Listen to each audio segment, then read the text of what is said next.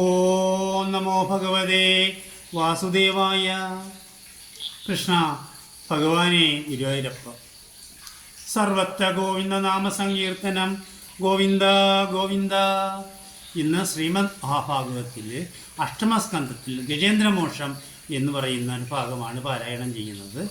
സപ്താഹത്തിൽ വളരെ ശ്രദ്ധയോടെ പാരായണം ചെയ്യുകയും അതിൻ്റെ അർത്ഥം വിശദമാക്കുകയും ചെയ്യുന്ന ഒരു ഭാഗമാണ് ഇത്. ഇന്ദ്രദ്യുമ്നൻ എന്ന് പറയുന്ന ഒരു രാജാവ് ധ്യാനത്തിൽ മുഴുകിയിരിക്കുകയായിരുന്നു. അപ്പോഴാണ് കുംഭോത്മൻ എന്ന് പറയുന്ന മുനി അവിടെ ചെല്ലുന്നത്. തന്നെ ഗൗനിക്കാച്ചില്ല എന്ന് പറഞ്ഞ് അദ്ദേഹം ശപിക്കുകയാണ്, നീ ഒരു ആനത്തലവനായി മാറട്ടെ എന്ന്. അങ്ങനെ ആന്ധ്രയിലെ സപ്തഗിരി 7 മലകൾക്ക് നടുവിലാണ് തിരുമല ഇരിക്കുന്നത്. അവിടെയാണ് ഇവൻ വിരാജിക്കാനിടയായത്. ധാരാളം പിടിയാനകളും തന്നിൽ നിന്നുണ്ടായ കുഞ്ഞുങ്ങളുമായിട്ട് ഇങ്ങനെ മതിച്ചുല്ലസിക്കുകയാണ് അവിടെ. മത്തവാരണ വേഷമായി ചമഞ്ഞരനും തക്കത്തിൽ പിടികളെ പിടിച്ച് ദൃശാന്തരം പാപനാശനകരമായുള്ള തീർത്ഥങ്ങളിൽ സ്നാനാപാനങ്ങൾ ചെയ്ത് സഞ്ചരിച്ചും തന്മനസാ തെളിഞ്ഞതി പാവിതരായുള്ളവൻ. ആ തിരുമലയിൽ തന്നെ ഒരുപാട് തീർത്ഥങ്ങളുണ്ട്. ഒന്ന് പുഷ്കര തീർത്ഥം, ആകാശഗംഗ, അങ്ങനെയുള്ള ധാരാളം തീർത്ഥങ്ങളുണ്ട്. അവിടെയൊക്കെ ഇങ്ങനെ മുങ്ങി കുളിച്ച് അതിലെ വെള്ളം കുടിച്ചിങ്ങനെ നടക്കുന്ന കാലഘട്ടത്തിലാണ് ഇന്നത്തെ തിരുമലയോട് ചേർന്നുള്ള ക്ഷേത്രത്തോട് ചേർന്നുള്ള പുഷ്കര തീർത്ഥത്തിലേക്ക് ഇറങ്ങിയത്. ആനകളുടെ രീതി അനുസരിച്ച് തലവൻ ആദ്യം ഇറങ്ങും.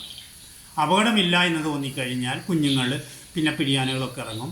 അങ്ങനെ ഇറങ്ങി ഏറ്റവും അവസാനം കയത്തിൽ നിന്ന് കയറുന്നവനും തലവനാണ്.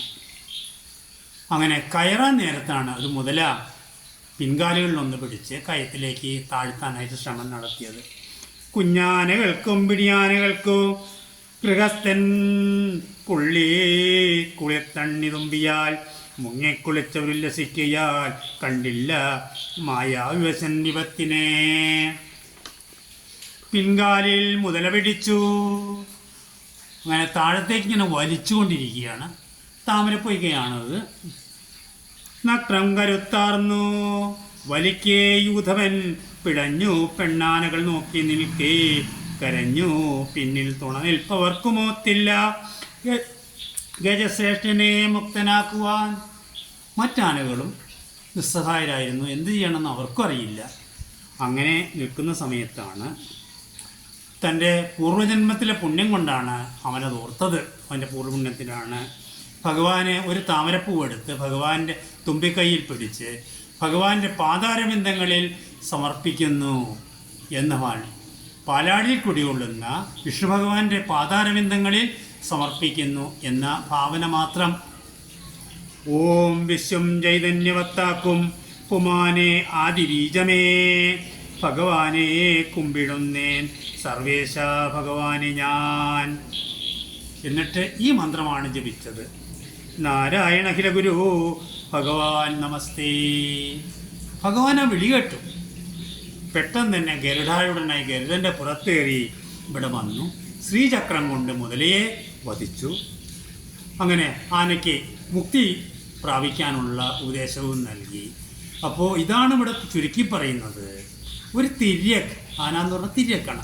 തിര്യക്കിൽ പോലും ഭഗവാൻ ഇത്രമാത്രം ശ്രദ്ധ, കാരുണ്യം ഒക്കെ കാണിക്കുന്നെന്നുണ്ടെങ്കിൽ ഇതൊക്കെ പാരായണം ചെയ്യുകയും കേൾക്കുകയും അതൊക്കെ അനുസരിച്ച് പ്രവർത്തിക്കുകയും ചെയ്യുന്ന മനുഷ്യരിൽ എത്രമാത്രം കാരുണ്യം ഭഗവാൻ ഉണ്ടാകുകയില്ല. ഓ നമോ ഭഗവതേ വാസുദേവായ. കൃഷ്ണ ഭഗവാനെ ഗുരുവായൂരപ്പ. സർവത്ര ഗോവിന്ദ നാമസങ്കീർത്തനം. ഗോവിന്ദ ഗോവിന്ദ.